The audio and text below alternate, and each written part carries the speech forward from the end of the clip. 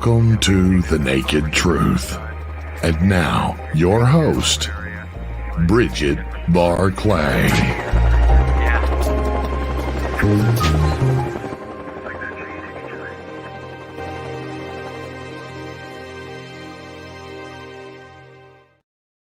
Good evening, guys. Welcome to The Naked Truth here on Annex Radio. Tonight's guest is a very good friend of mine for a long, long time, and he is a huge influence on many people in ufology. He is an author, he is a writer, he's a lecturer, he's a host, meanwhile here on this earth. Do you know what? I've never seen such a long bio, actually, Peter. I could go through it all. But then the fantastic thing is he's been on all of the conferences worldwide, worked with the late Bud Hopkins for Intruders Foundation. He's been here in England, met him here in England, met him out in New York when I worked with Bud. He's worked with everybody, if you look. So this is a really bad introduction. I'm really sorry, but Peter can say so much more. But I have only got 45 minutes, Peter. And Peter, have you seen your bio? It's just like the biggest bio ever. I've never it's like pages and pages and pages. But of course, because you're so well authored, well known, well loved, adorable, and everybody holds you in such high respect. Welcome, Peter Robbins. Not quite everybody, friend. But thank you for that. Well, not quite everybody. Yeah, true. No names mentioned, but anyway, good for you. So, and hi, Peter. Nice to see you again. You got your computer back working. Got your computer back and working. I've got a cat sitting here. You've probably got a cat in there somewhere. So it's all going to go wrong if the cats stand on our computers in a minute. So without further ado, everybody, welcome Peter Robbins. Peter, hello you again. It's been a while. It has too long. It has been too long. And we have quite a history going. Yeah. Well, yeah, we back. Back for some while. I think it was 96, I want to say, or 97 did I come over to Bud's? I can't remember now, looking back. 97, yeah, when we were young whippersnappers. Woof. That was the same year that Left at East Gate came out here in the UK, so we reconnected through that as well. I didn't actually realize that was the year that it came out, actually. So you were busy all over the place and helping Bud with Intruders Foundation. Yes, no question about it. And I was very lucky that I found him as a friend, especially as early as we did, which was 1976, 5 years before he published his first book. And, you know, he, like me, was a painter who was interested in this subject for his own reasons. Yeah. And we met. Beautiful. And the rest is a footnote to history. Well, saying that, actually, that's one thing, because Bud was an amazing artist as well. Had you ever done any artwork with Bud? With him? Yeah. Have you done any creatively? Nothing. No, you didn't ever paint. You didn't do any work with him. Any background with him? I worked as his studio assistant before I worked for him.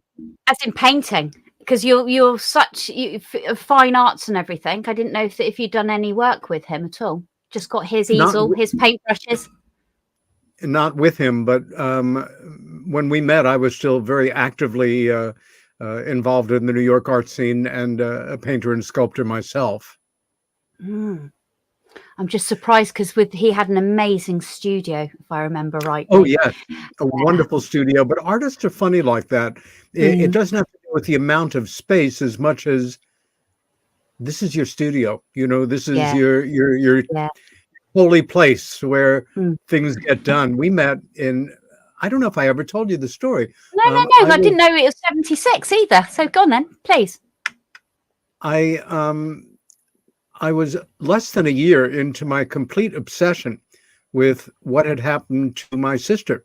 We had discussed it, Helen. some months before. And, it wasn't an interest as much as I couldn't function properly outside of this complete obsession. Remember that time, decades before there was something called the internet. If, in my case, being introduced to this subject, with like a hammer blow of having a child memory return of a sighting, knowing that my sister saw it, also having it confirmed, and then her relating memories that for you and I now would be archetypical textbook fragments of memories of classic abduction. And I didn't know there was such a thing as ufology.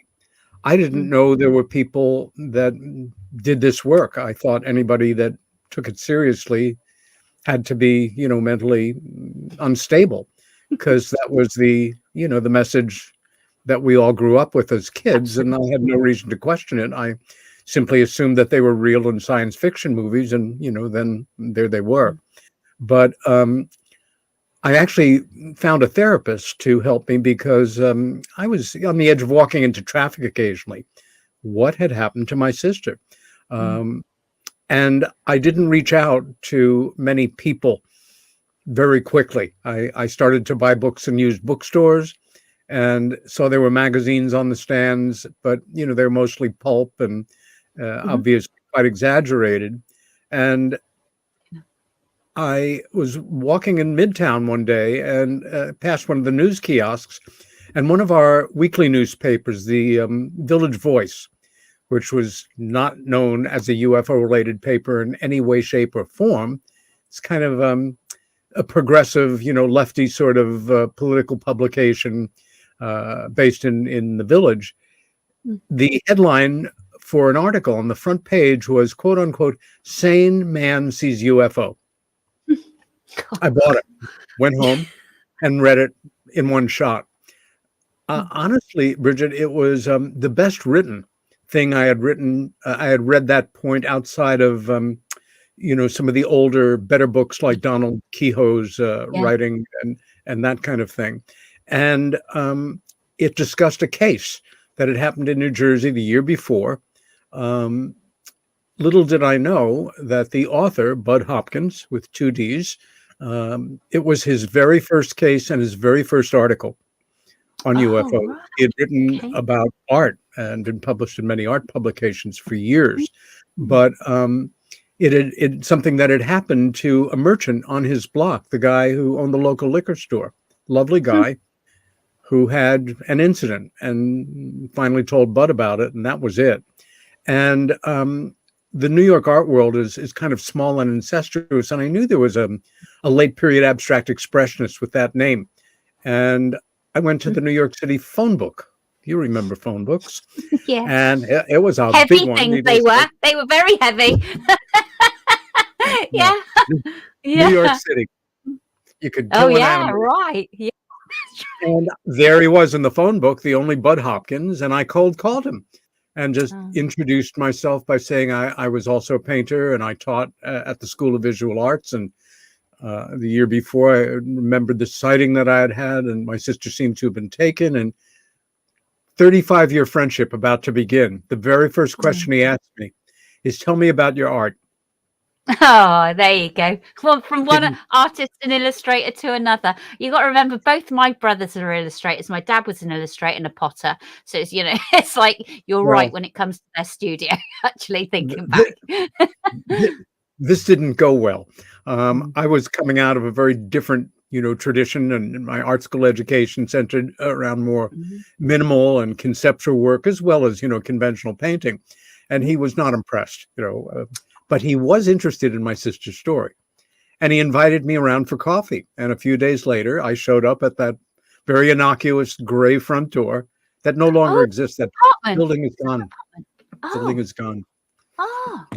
His daughter and the partner on the building sold it, and there is what looks like a very exclusive, like 5-story condo with a shop on the ground floor. It's surreal, there's certain buildings, Anyway, it was the first of hundreds of cups of coffee at that table. And I don't know how many shots of scotch over the decades, but that's how we met. That was how we met. And again, it was 5 years before he published his first book. So we kind of grew up together in the UFO world a little, although obviously his life took off like a rocket at a certain point. But he and I did our very first talks together on the stage of the School of Visual Arts, where I was a faculty member, and they were always looking for quote unquote interesting speakers. And he brought his witness with him, and an investigator from NICAP, old time guy. And that was our very first talks. Who was that then? It was the NICAP guy. His name was Dick Rule. And the witness, George Obarski, one of the great, well-documented UFO stories in a nutshell. George was, again, he ran a liquor store. It's a real neighborhood. You remember it. I mean, very old-fashioned. And you knew the merchants on your street. And Bud was a Scotch drinker, but a very innocuous brand, Cutty Sark, not a boozy one. And he had stopped in for a bottle, and he knew George enough to chat. George was not himself. He was just totally withdrawn and was interested, and Bud knew something was wrong. And Bud, he cares about people. He drew him out, and he said, "Bud, you're not going to believe this." And he related about what I'm to tell you, that he had been staying late doing an inventory. And the joke about George in the neighborhood was he's a teetotaler. He didn't drink. Okay. Haha, liquor store. But he was coming home late, about 2 a.m, on the road that runs along the Hudson River on the Jersey side. Oh, right. Okay. And if you were to draw a line across from Manhattan, it'd be about 86th Street. That, I guess by that point, his radio had started to, hum, fritz, the sound wasn't clear. And the roads were clear, except he saw a car slowly coming up behind him. And I swear this happened in 1975. And do you remember offhand when Close Encounters came out? That was later in the 70s. I think 77, wasn't it? I think this was a scene that may have been researched from it, so to say. That in the old days, when you'd get static, you do the scientific, mechanically right thing, which is pound on your dashboard a few times and hope maybe that it knocks a tube into place or something. And whack the starter motor. So what happened? Alternator. Was, it's getting worse as this car is coming up behind him. And as it's at its worst, the car is not a car. It's no car. Yeah. It just comes over his car at about 10 feet, comes down right into the road and continues along. And then makes a left turn into what was a field. I'm guessing it's more developed now, with one new apartment house, wonderfully called the Stonehenge Apartments. And it's round, like the Capitol building in Los Angeles, Oh, right. And George slows down to 1 mile an hour, and there's no traffic. And he watches as this articulated disc-shaped craft with a dome comes down, 100 yards, whatever, not terribly far away. And triangular gears come out and it settles. And almost immediately a stairway comes down. A number of beings come down. And he watches as they collect it seems to be collecting soil. And then they go back up. He's watching this all as it's happening. And then the staircase lifts and the craft lifts and the assembly comes in. It tips slightly and it's gone. It's no bigger than a star in a matter of moments. Well, George is now, nobody's in the shop, obviously. George is telling Bud this, and he said, George is an American archetype, or was. I'm sure he's gone now. World War II veteran, Catholic, crew cut, heavy set. I'm sure he served. Like you said, teetotal. And he said, Bud, I went home, I pulled the covers over me, and I cried for the first time since my wife died. I prayed to Jesus. I figured this was an invasion of the earth, and he shared a house with his grown-up son, and the son worked a night job, got in, about dawn. Father tells him what happened. And he said, Dad, it's not that I don't believe you. I've just got to check this out for myself. So by 8 a.m, his son is now pulled over and walks out into the field and finds 3 equilateral circular marks, a triangle, and marks of, small activity. And that was it. Bud was sold. And he quickly became and remained, for me, the best self-trained detective I ever knew. I mean, he was formidable, not just a good researcher and investigator, but a detective. And he made contact with people in that building and doormen and cops, and he published it. And that was his first case. And that's how we met. Well, from what you've just said, you've got 3 things there. So didn't John Lennon have a triangle at Hudson as well? Didn't he see that his there? No, it wasn't a triangular craft. I thought it had 3 lights. It had, triangular impressions in the soil. Yeah. And then Linda Cortelli, she had samples, Lady of the Sands. Yes. Yeah. And absolutely. then triangle again, Rendlesham. That was the 3 triangle. As well. No, I just thought that's things saying it. Bridget, we've been doing this for so long. Sometimes I have to remind myself that there are simple things that you need to tap yourself on the shoulder about once in a while. Years ago, David Jacobs said something to me I never forgot, which was, imagine out there, on some asteroid or moon or planet, as likely as not under the surface, there's a factory complex. We've got them here, I'm sure.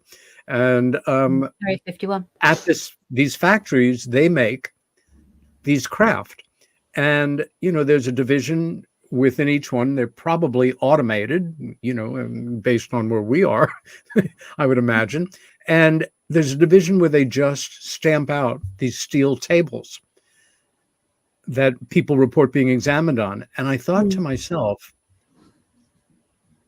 that table, that the designs vary very little, according to witnesses. And they're manufactured in a factory somewhere and installed by, robotics or whatever. But the craft, think about all the cars that have come out of all the factories in the last, 120 years here and in the UK and all over the world, and how different the vehicles look. And how, technology, of course, has affected design and, trends and fashions. But we should expect that, reports of different kinds of craft are as common as different kinds of cars, when it comes down to it.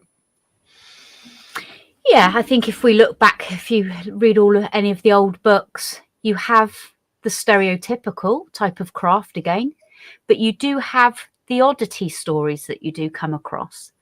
I suppose no 2 are the same, but they are all similar. It's a bit like I was saying about, Linda Cortelli, the Lady of the Sands, the sampling, that's well known about them sampling, whether it be in fields, whether it be, generally,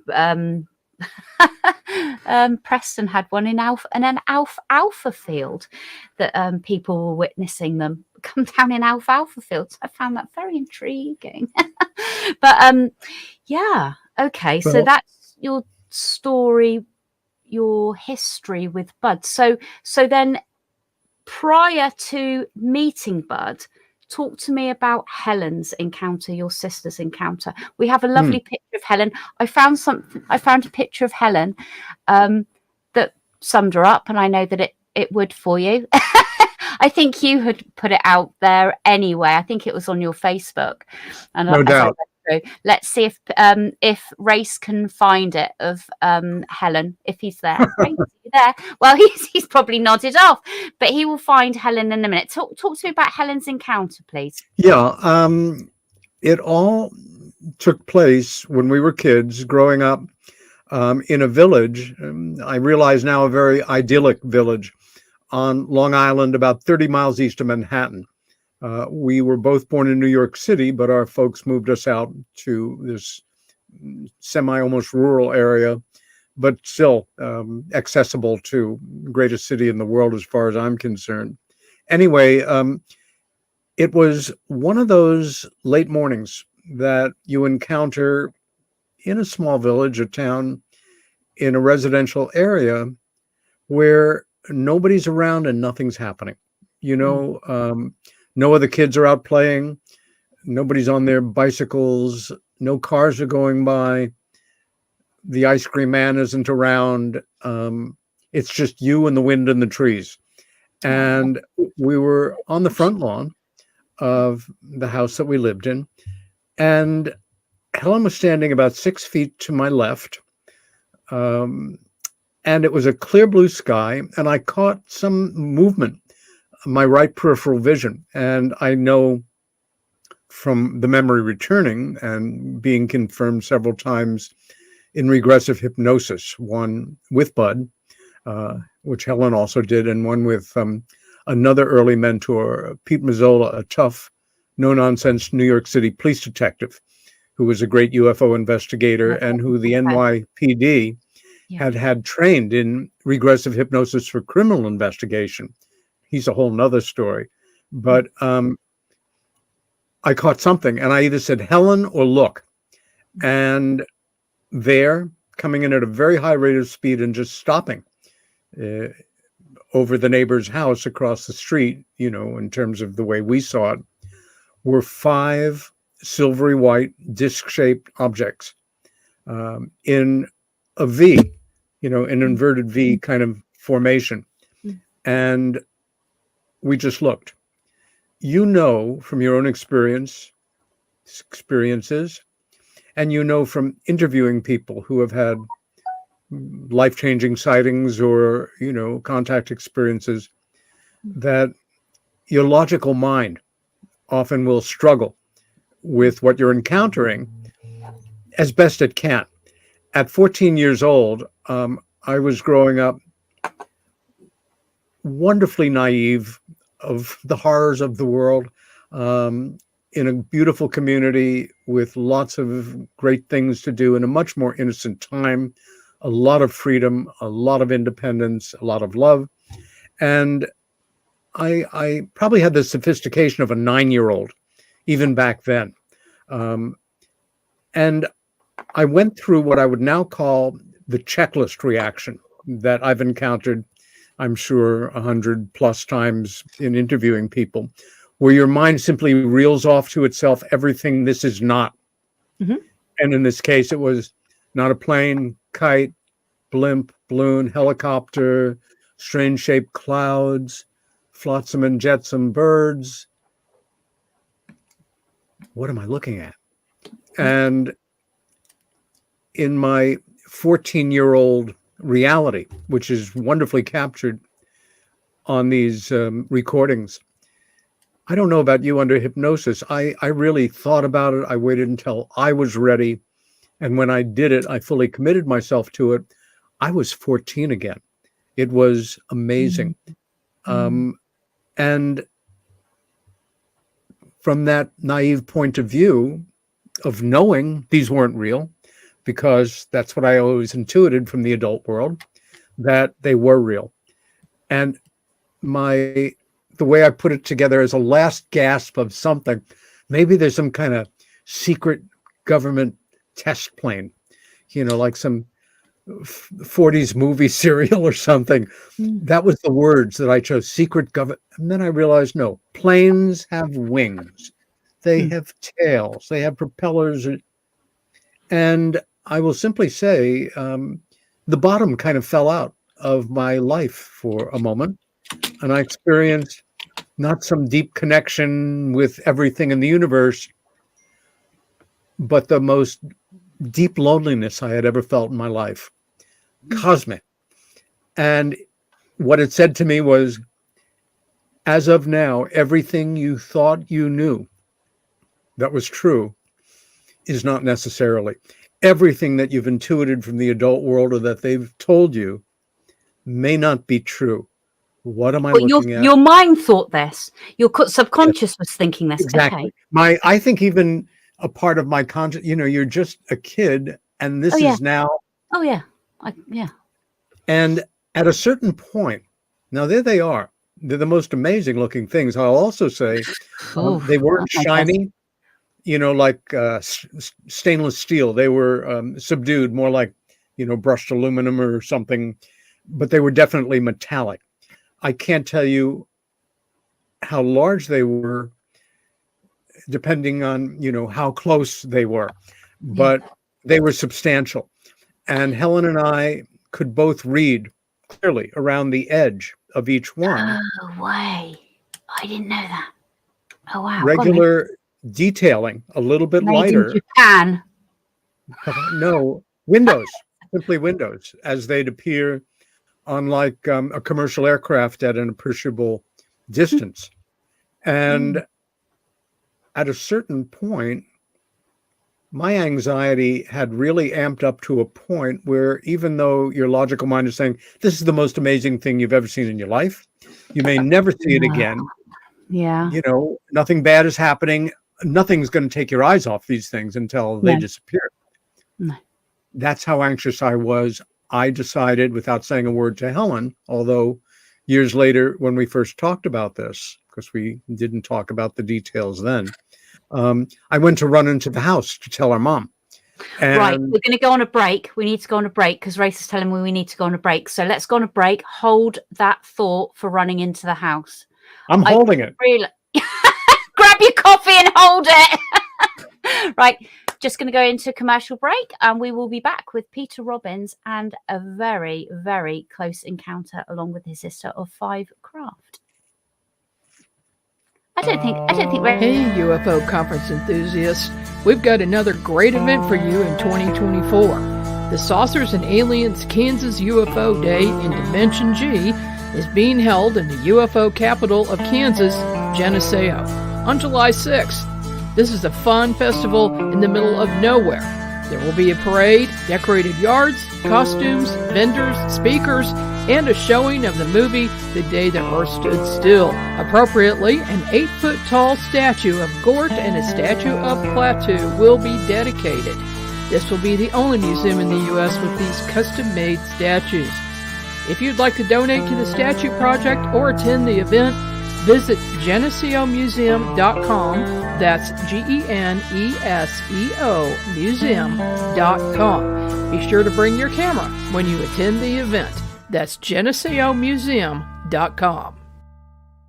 The Onyx Network presents a health and wellness spiritually based brand of hemp-derived CBD products made by Hopewell Farm in Harrogate, Tennessee. We apply our Kathara energy work with all of our plants and products. Our products made in small batches with only 2 ingredients of pure hemp, full-spectrum crude oil, and coconut-derived MCT oil. Third-party lab tested for potency and legal THC levels with 6 strengths of 1 ounce oil to choose from. Know what you're buying and get what you pay for from Hopewell Farm. Applied directly to a specific area, Hopewell Farm topical salve in 1 ounce and ½ ounce sizes made with pure hemp crude oil, comfrey extract, and all natural ingredients. Find the Hopewell Farm link and coupon code on the Onyx Network website at onyxnetwork.com. That's onyxnetwork.com.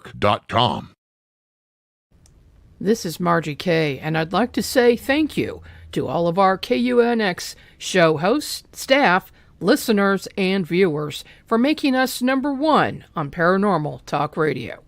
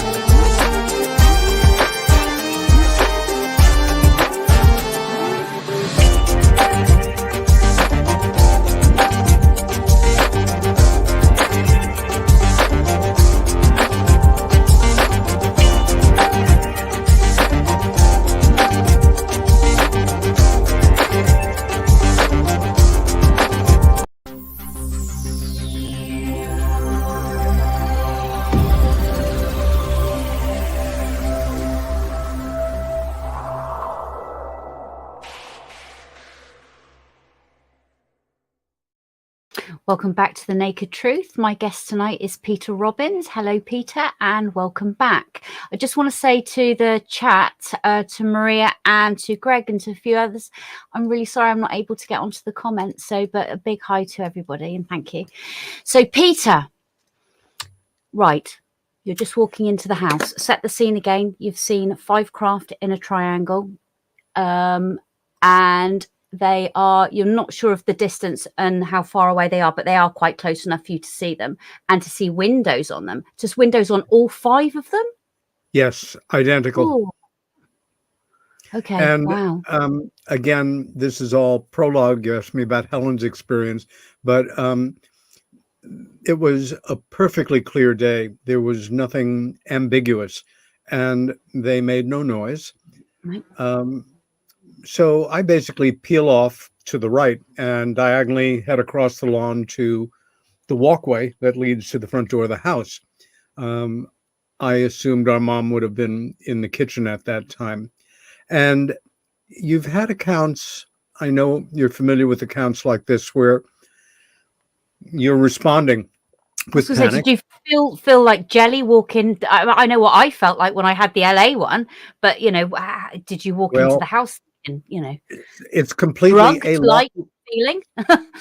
Illogical. And we have so many cases where at a moment where you should be as hyper-tuned as you've ever been, it's like, oh, I think I'll take a nap for 20 minutes or so. And what a lovely... You're not right, anyway, are you? Something happened within 2 or 3 seconds of heading to the front door. Okay. And it took all my attention, believe it or not, away from these things in the sky, which was, I felt like I was moving through molasses or something. Everything had slowed down tremendously. No fear, just fascinated that what the heck was going on. What was going on was I had lost all motor coordination and I was going down, but to me it was happening in very slow motion and was actually fascinating. I remember literally as I'm coming in toward the walkway, the scoring marks, that kind of get old as the sun. Ants make their anthills in those, certainly they did in the one I was studying as I was going down, thinking about the ants and their society. Taking your mind off what's happening and focusing on something else. Absolutely. It wasn't even a conscious taking my mind off. It was simply something had switched off in terms of the logical interest in these things. How do you just turn that off? Well, for me, physiologically, something completely new to me was happening, and it was much more immediate, so to say. And where was Helen then? Where was Helen at this point? Helen was right where I left her. And in fact, when we again first spoke about this more than 14 years later, she said, the moment that you peeled off, I knew you were running into the house to tell Mom, but nothing was going to take my eyes off of these. We were having very different experiences. And many years later in therapy and through a very wise professor I had when I studied at New York University, some night school classes on psychology, that I was 14. I was a raging mass of hormones. All I wanted was a girlfriend or to kiss a girl or, just get close to one. And I knew that this was a subject of ridicule. I could never talk about it. And I just, that perfect point in your life where you just want to burn all your clothes and be a foot taller and have better skin and better hair. And I really was that way at that moment in my life. Helen was just 12 and still on the cusp of real childhood. And she found this whole thing completely fascinating from start to finish. Had either the intuitive wisdom to know that it would serve no purpose to talk about it or even to share it with the best friend, but she never forgot it. It remained conscious. So I am now going down. And I remember looking over at my mom's foliage. She's a wonderful gardener. And her hydrangea bushes look particularly nice. And my last thought, before everything went blue for a second and then black was, what a lovely day this is. And bang, I'm out. And then a period of time passes. I can't tell you how long it was, but I start to come to and, blink my eyes a bit. And my first sensation after a moment of real anger, which I don't understand and I kind of repress, is kind of this feeling right here. And what had happened was I skidded into the sidewalk and I scraped my forearm. Now, very different reaction than you might have had, because it's a boy-girl thing, I think. I remember, in hypnosis, reliving this and looking at it and saying, wow, what a scab that's going to be. Oh no, we used to play British Bulldog here in England, where we used to have to leg it really fast. Someone had to stop doing. Oh no. Oh, I've got scars on my knees still from it. Excellent. You can understand. You've got a battle scar there, and a shot wound. Anyway, I shake myself awake. Helen's gone. They're gone. I get up and I walk into the house. And before I go into the kitchen, I intuitively walk up the stairs. Both my sisters shared a bedroom, and it was right at the top of the stairs. And even before I get to the top stair, I see Helen with her back to me, looking out the window into the backyard. And I think, private moment, leave her alone. Come downstairs, living room, dining room. There I stand in the doorway of the kitchen, and there's my mom in right profile at the stove. I think she was making grilled cheese sandwiches for Helen and me for lunch. Ooh. And I said, quote unquote, Mom, Helen and I just saw some things in the sky over the Parker's house that looked like flying saucers from the movies. Now, years later, when we talked to our parents about this memory, my mom didn't remember this, but I'll tell you what. In that moment, she made a decision as a parent. And you've encountered this too, either from the parent's point of view or child's point of view or a grown-up child's point of view. Mm-hmm. Often the response is you're dealing with your own surprise or nervousness or shock or awkwardness. Oh, honey, you just thought, you just imagined it looked like, but it wasn't, whatever. My mom just turned and she looked at me. Seriously. And several seconds went by, and I remember thinking, this is the way grown-ups look at each other.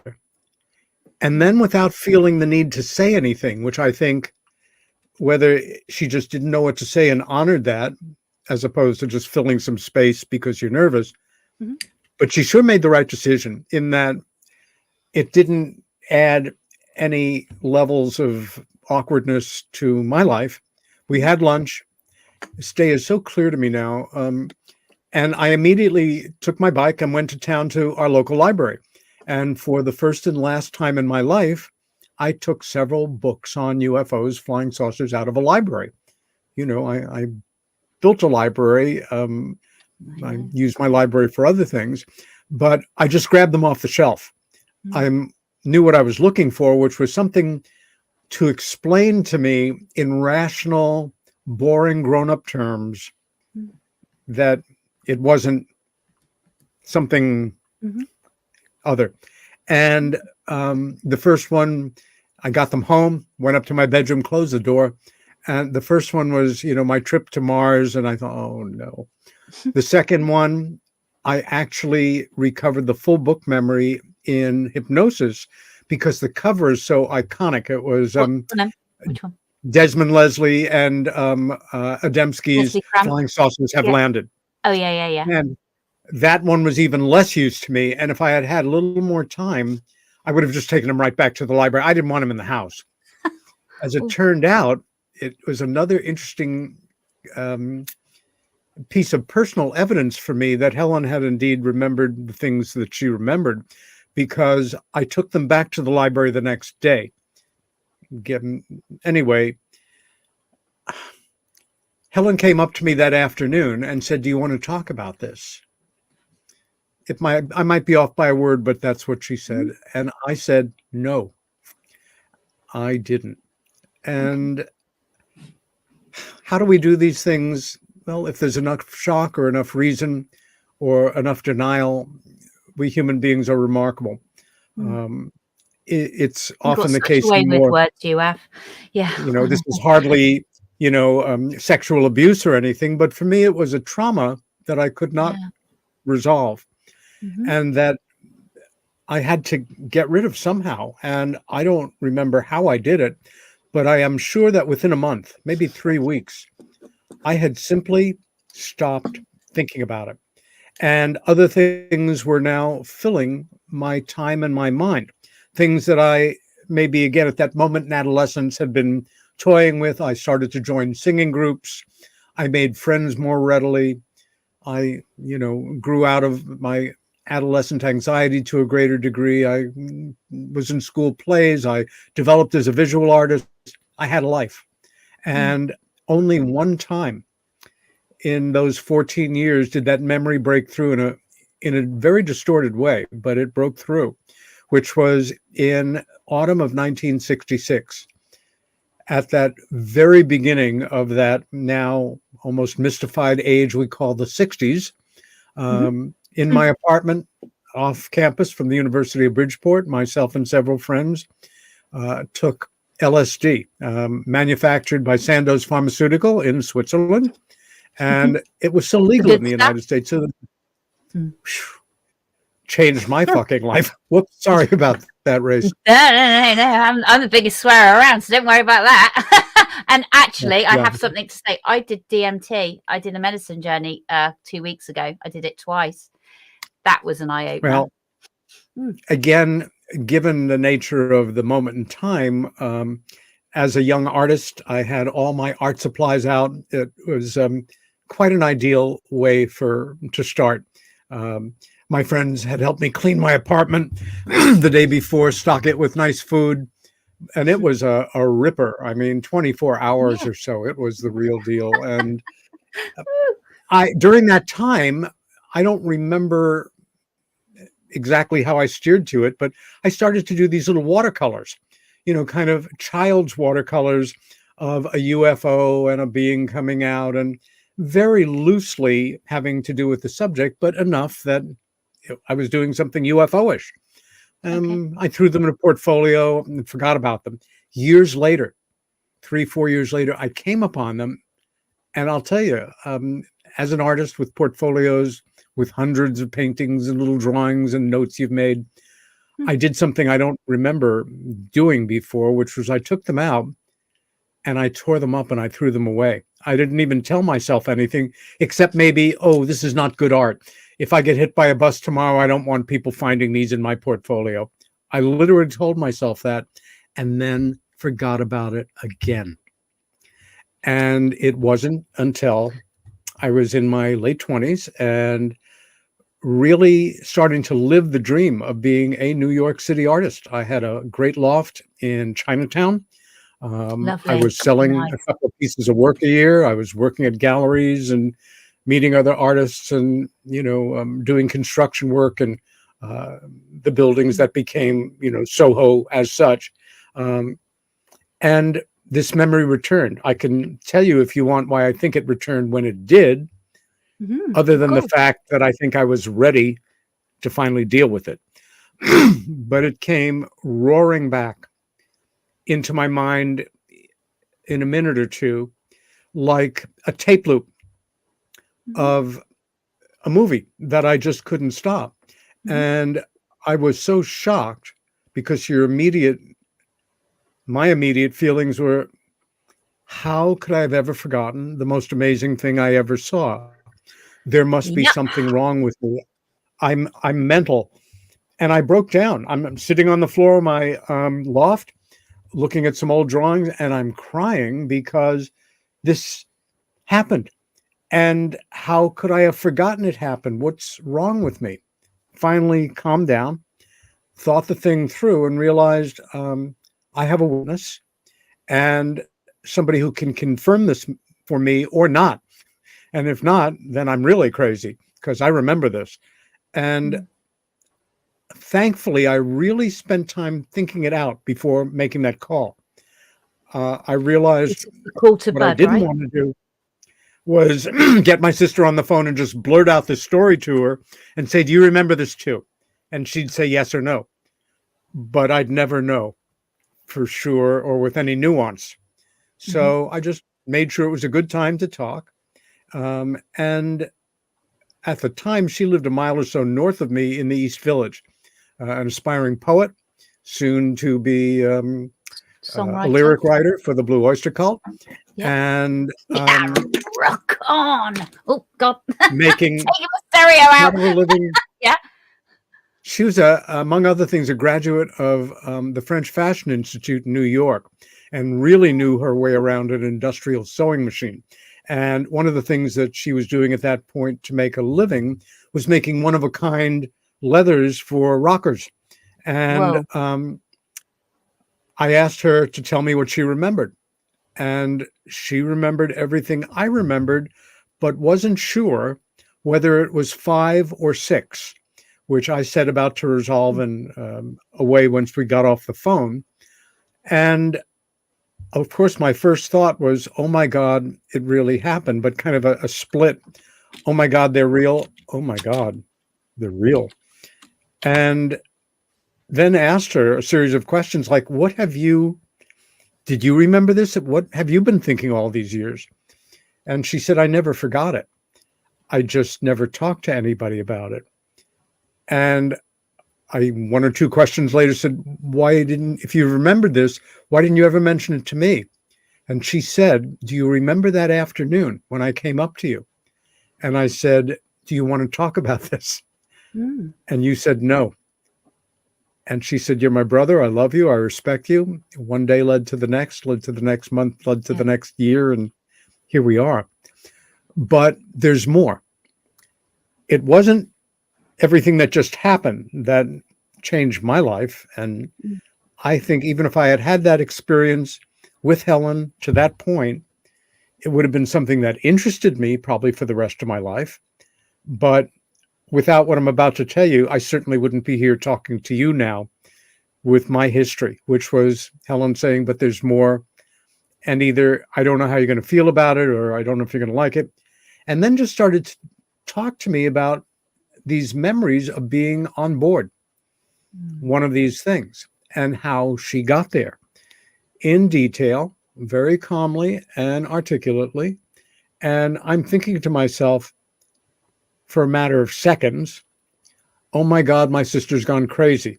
And then catching myself saying, but 7 seconds ago, it was just fine that you were looking at flying saucers together over the Parker's house, close enough to see windows. Listen to what your sister's saying. Yeah. And she said, it's a matter of 2 or 3 seconds after you've taken off. And I'm 12 years old, but I'm not stupid. I know you can't see a light beam during the day. You know, if it's a strong flashlight, you can see where it is on the wall. However, you know, as an English woman, there's things called fogs and mists. And when they come in, if you shine a flashlight into them, you see that line because it's catching on a zillion little water droplets. And she said, I saw a blue light shoot out of one of these things. And I turn around and there you are. And the light's on you. Then the light goes out. You fall down and I rise off the ground. Okay. Said, what? And at the time, Helen had long hair. And she said, I rose off the ground. And my hair was blowing. And the next thing I know, I'm looking down on our house for the only time in my life. I'm looking down on you, lying, you know, half on the grass, half on the sidewalk, and I'm going up. And my logical mind knows, of course, and I'm saying this to you with clear memories of our conversations about Helen's and my conversations about this, that I know that if something happens and I stop going up, I'll fall and I'll die. But like me, a few moments relatively before of, gee, isn't this interesting? That was, you know, that kind of almost lackadaisical, gosh, This It's is so fascinating. complex, isn't it? It's so complex. And the next thing she knows, she is, remember, this is 1975. There are no movies about people being abducted. Well, I guess that was the year. Say the Earth Stood Still and all of that. That was out before, but it wasn't really, like lights and beams. And I know it didn't affect this conversation or our lives. But she said, I'm being walked through a curved metal hallway by a number of small beings and one large one. This had to be maybe 20 years, at least 15 years before the term gray was used to describe that very particular type of archetypical being. Yeah. And she said, my 12-year-old words for it were little doctors with big heads and big black eyes. And the tall one spoke to me in my head. And then being in the room and on the table with quite a number of these smaller grays around and the larger one.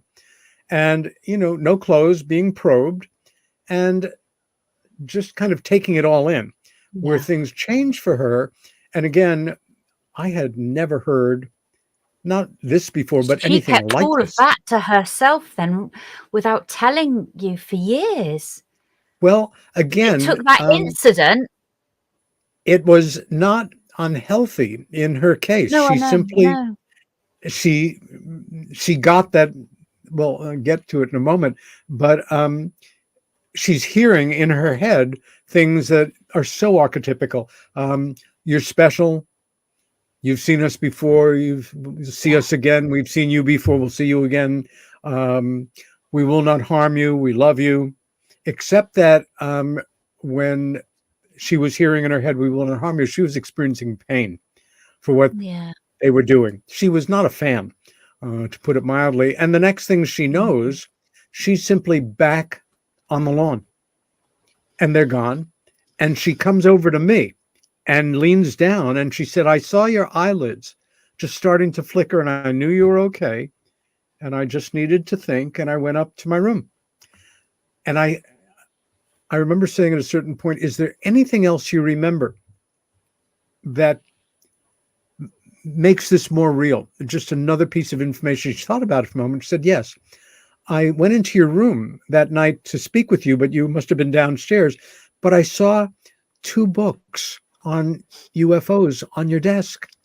Those books were returned the very next day. Yeah, that's right. Because you went down that day after the encounter to go and get them from the library. Yeah. People say my life confirmation. Yeah. Changed in a minute or something. My life changed in a matter of moments. I didn't realize the degree to which it was changing, but it became an obsession that ultimately became manageable and a serious enough interest. Is it manageable? It's a crazy manageable though, isn't it? So afterwards, had you had encounters? Had Helen continued to have encounters and talked openly with you about them? Well, from that moment on, we were completely open with each other about this. I think we let about a week pass or so before we invited ourselves to dinner at our mom and dad's to share with them this memory. Oh. They also, open-minded people who simply took it in, didn't really know exactly what to do with it. My mom was always less comfortable with the subject. She was particularly proud of the fact that honesty. Well, I was acknowledged as doing good work in my crazy field, but she would have, I think, much rather that I remained an artist. I would have much rather remained an artist on a certain level. The other thing was that my dad took an active interest in the subject, and he started reading the books. And then he started meeting friends and colleagues. And that was really gratifying. When the whole family was over in England and Suffolk with our dear friends, the Warnocks, in 2005 to see in Christmas and New Year's week with them. My dad had dinner with Nick and Tim in London. Tim Good and Nick Pope. and he became very good friends with Richard Dolan. Richard doesn't live that far from here, and we see each other when we can. Mm-hmm. But oh yeah, I've got great. I love the picture of you, Steve Bassett, and Richard Dolan. And I sent Race the pictures, and he said that you can't find them. I sent the pictures of Helen, so I totally apologise. But it's a great picture of you three. Well, I nearly put that as the front shot actually, because it's such. It just you're all looking at different ways, and the what. You can sort of like hear your thoughts. It's quite fun. It's a comedy moment, actually, in ufology, that picture. It was a very quirky afternoon. We had Steve Bassett had driven up the night before to Ithaca, stayed over, and then we headed to Rochester to see the eclipse with Richard. Because Rochester, New York is gunfight on, but it was totally overcast. But we had I'm going to have to put you on. I'm going to have to say, hey, I'm really sorry. You're going to have to definitely come back for part 2, because there was loads of things that I wanted to ask you, and I've got some questions from people actually. So count me in. Right. Well, part 3, 4, and 5. Yeah. Now you got a working computer. So listen. Thank you, everyone, for tuning in. Peter Robbins, thank you. Thank you for. I didn't know the complexity of that. Of actually.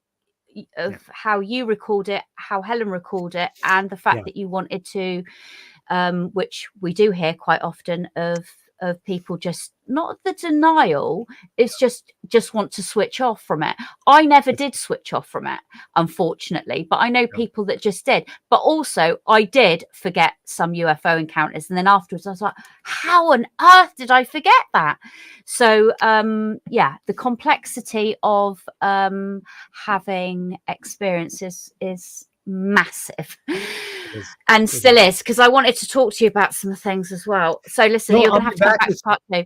Right, listen, maybe in the next couple of weeks we'll get you back. And thank you so much, Peter. Thank you for sharing your story. And there was a few things in there that I didn't know, and it adds just more to your amazingness and your credibility within ufology. And we haven't talked about most of the other things that you've done for ufology. So thank you very much, Peter Robbins, for joining me. Thank you, my lovely, lovely, lovely man. And we'll all see you in a couple of weeks for part 2, part 3. Thank you. And thank you, everyone, for listening to The Naked Truth here on Annex Radio. And thank everybody for Peter Robbins. And apologies, photographs will all be up in the next one in part 2 with Peter. All right, take it easy. Bye, Peter. Lots of love here from cold England. Bye.